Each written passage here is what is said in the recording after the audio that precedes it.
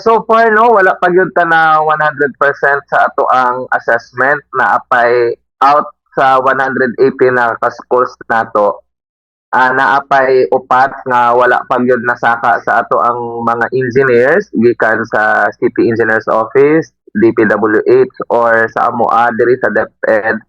tungod kay ning mga dalan nga dili maagian particularly sa Barangay San Jose.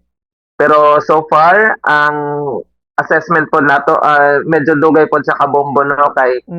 kining ginatawag nato nga maintenance gyud ang ato ang ginahimo nga assessment kay maliguro gyud ta nga ang classrooms ug ang building nga gina-inspect sa atong mga engineers, both civil engineers ug structural engineers nato anang siguro gyud nga sakto ang assessment nga ilang ihatag tungod kay ang safety sa atong mga bata ang ato ang yung priority.